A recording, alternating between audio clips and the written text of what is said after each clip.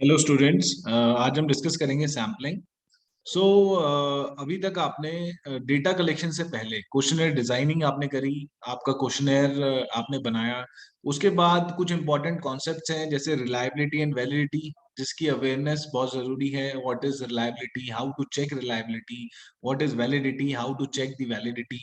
And उसके बाद pilot testing and pre testing. So pre testing में आप कैसे करेंगे प्री टेस्टिंग, पायलट टेस्टिंग कैसे करेंगे। सो पहले से क्लैरिटी आपको इन कॉन्सेप्ट्स की होनी चाहिए। उसके बाद सैम्पलिंग आपको अवेयर होना चाहिए, डिफरेंट टाइप्स ऑफ सैम्पलिंग।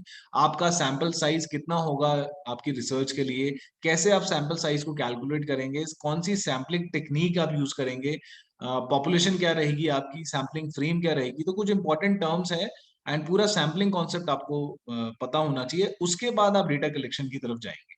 सो आइए डिस्कस करते हैं सैम्पलिंग। सो कुछ क्वेश्चंस हैं जैसे स्टार्टिंग में। तो क्वेश्चन वन है, find out the average salary of all assistant professor teaching in college of India.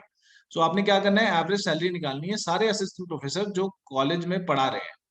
सो आपको पता है, जो अगर हम स्टडी को करने जाएं तो हमारे पास जो नंबर होंगे वो बहुत ज्यादा होगा, तो उसे हम कहते हैं पॉपुलेशन। आपकी पॉपुलेशन क्या है, पॉपुलेशन इज जो टोटल टोटल इंडिविजुअल्स होंगे आप उस जो ऑब्जेक्टिव है उसको कवर करने में। सो ये पॉपुलेशन यहाँ पर होगी सारे असिस्टेंट प्रोफेसर जो पढ़ा रहे हैं कॉलेजेस में। सेकेंड क्वेश्चन है, to examine employability skills present among PG students studying in NAAC accredited colleges. So PG students, NAAC accredited colleges, n number of colleges होंगे, उसमें सारे पीजी स्टूडेंट। सो इसमें भी जो नंबर होगा एक ह्यूज नंबर होगा। सो ऑब्वियसली पॉपुलेशन जो हम कहेंगे वो सारे पीजी स्टूडेंट जो नैक एग्रीगेटेड कॉलेज में पढ़ रहे हैं और सारे टीचर असिस्टेंट प्रोफेसर जो सारे कॉलेजों में पढ़ा रहे हैं इंडिया में। सो ये सारे जो हैं, ये नंबर जो है that is a very huge number. So आप जनरली इस पूरे नंबर को कवर नहीं कर पाएंगे जब भी आप रिसर्च कर रहे हैं। बहुत कॉन्स्टेंट होते हैं, टाइम कंस्टेंट है, मनी कंस्टेंट है, आपको इंडिविजुअली जाना पड़ेगा। नहीं तो अगर आप ईमेल के थ्रू भी कर रहे हैं तो बहुत सारे नंबर्स हैं जिनको ईमेल करना पड़ेगा आपको। सो इसको हम कहते हैं, जो टोटल नंबर होता है that is population. So population क्या है, this is the collection of elements और objects that possess the information. जो सारे असिस्टेंट प्रोफेसर हैं उनके पास कुछ इंफॉर्मेशन है जो पढ़ा रहे हैं इंडिया में, तो उनके पास वो इंफॉर्मेशन है जो आपको अपने ऑब्जेक्टिव को अचीव करने के लिए चाहिए।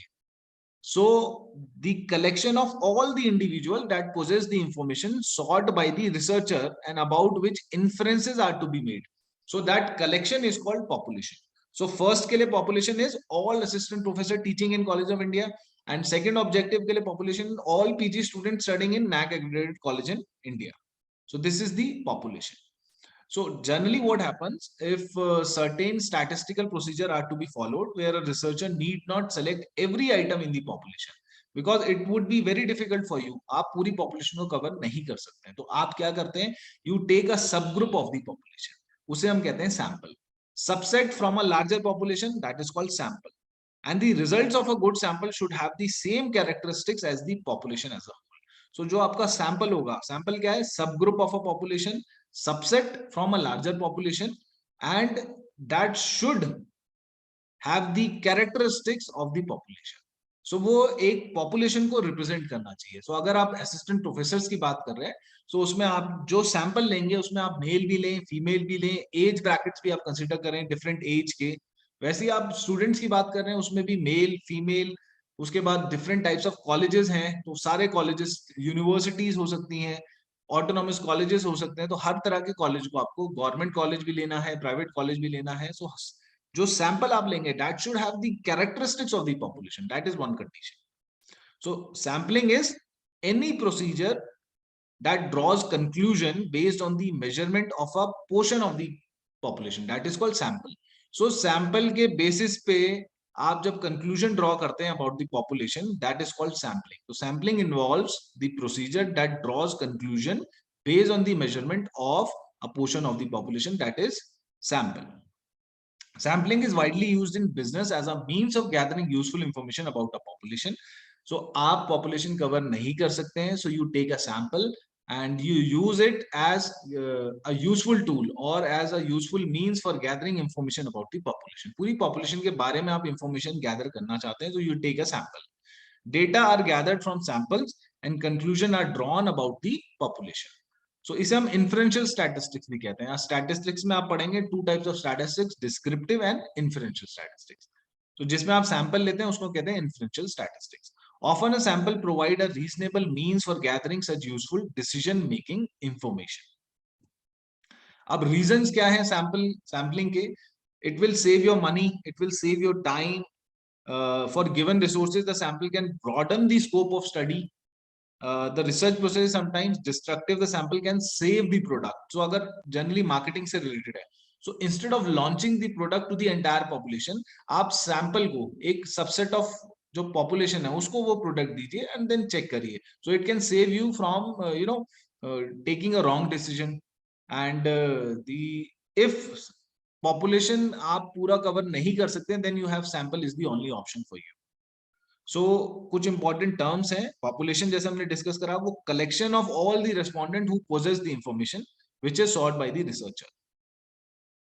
टाइप ऑफ पॉपुलेशन, अब आपके पास पॉपुलेशन तो है, इट कैन बी फाइनाइट और इनफाइनाइट। तो जैसे हमने डिस्कस करा असिस्टेंट प्रोफेसर, तो उसकी डिटेल्स आपको मिल सकती है। बट अगर आप बात करें कि स्टूडेंट्स या फिर आप बात करें लेट सपोज कस्टमर्स, या आप रिटेल कस्टमर्स की बात करें, तो उसकी इंफॉर्मेशन फाइनाइट आपको नंबर नहीं मिलेगा।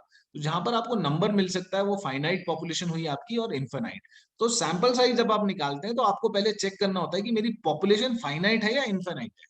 तो उसके लिए फॉर्मूलाज अलग होंगे। अगर आपकी इनफाइनाइट है, आप उसका आपको एक लिस्ट मिल नहीं सकती है, आपको टोटल नंबर नहीं पता चल सकता कितने हैं। और अगर फाइनाइट है, लेट सपोज आप बात कर रहे हैं कि कितने स्टूडेंट्स हैं जो पब्लिक यूनिवर्सिटीज में पढ़ रहे हैं, तो ऑब्वियसली आपको लिस्ट मिल सकती है।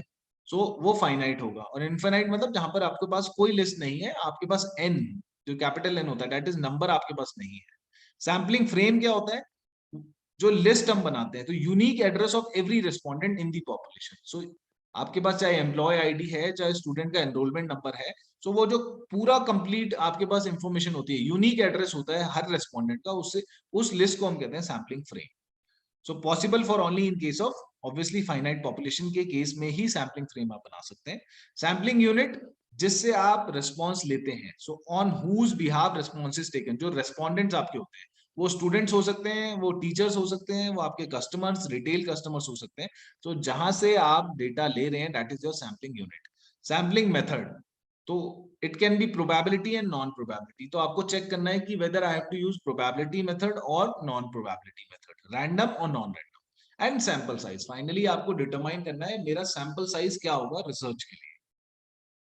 फ्रेम जैसे हमने कहा sampling frame, so this is the list, map और directory is called the frame, which can be school list हो सकती है, ट्रेड एसोसिएशन लिस्ट हो सकती है जिसमें कंपनीज के नेम है सारे, even list sold by list brokers. So जो लिस्ट होती है जिसमें हर रेस्पोंडेंट का एक यूनिक एड्रेस हो सकता है, यूनिक नेम हो सकता है, यूनिक आईडी हो सकती है, that list is called sampling frame. Unit of measurement, ये कुछ होते हैं आपके यूनिट ऑफ मेजरमेंट, मतलब जो रिस्पोंडेंट्स हैं वो कंज्यूमर्स हो सकते हैं, हाउस होल्ड हो सकते हैं, इंस्टीट्यूशंस भी हो सकते हैं। अब सैम्पलिंग मेथड हम डिस्कस करते हैं। तो सैम्पलिंग मेथड कौन कौन से आप यूज कर सकते हैं? जैसे हमने इंपॉर्टेंट टर्म्स में देखा, दिस इज सैम्पलिंग मेथड। तो population, type of population identify करिए, फ्रेम अगर है आपके पास कोई लिस्ट है तो उसको निकालिए, सैम्पलिंग यूनिट चेक करिए, रेस्पोंडेंट कौन होगा, कस्टमर्स हैं आपके, हाउस होल्ड्स हैं आपके, ऑर्गेनाइजेशंस भी हो सकती हैं। सैम्पलिंग मेथड चेक करिए। तो दो इंपॉर्टेंट हमारे पास है। ये सारे करने के बाद आपके पास सैम्पलिंग मेथड जो बहुत इंपॉर्टेंट पॉइंट है, और सैंपल साइज कितना होना चाहिए। सो आइए डिस्कस करते हैं सैम्पलिंग मेथड। सो फर्स्ट है random sampling.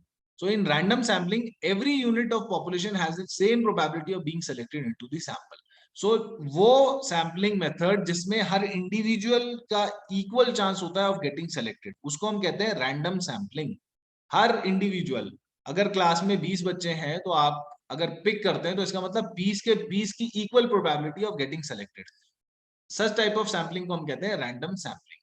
So for example, most Americans would like to believe that winners of a nationwide magazine sweepstakes और number selected as a state lottery winner. So lottery जब भी होती है तो उसमें random sampling होती है, हर individual का equal chance होता है of getting selected. So इसे हम sometimes probability sampling भी कहते हैं, random sampling को। नॉन रैंडम, जिसमें हर इंडिविजुअल का इक्वल चांस नहीं होता है of getting selected, equal probability नहीं होती है। So not every unit of the population has the same probability of being selected into the sample. So members of non-random samples are not selected by chance. Example is they might be selected because they are at the right place or right time. So आप let suppose right place पे हैं, आप अगर कोई study कर रहे हैं जिसमें आप ने अपने कन्वीनियंस के बेसिस पे कोई रेस्पोंडेंट को सेलेक्ट कर रहा है, that is non random sampling, क्योंकि उसमें रेस्पोंडेंट्स का इक्वल चांस या इक्वल प्रोबेबिलिटी नहीं थी of getting selected. And this such type of non random sampling are also called non probability sampling. So अब हम डिस्कस करेंगे रैंडम सैम्पलिंग के techniques, different types under random sampling. So that is all for today. Next video में हम discuss करते हैं different types under random sampling technique.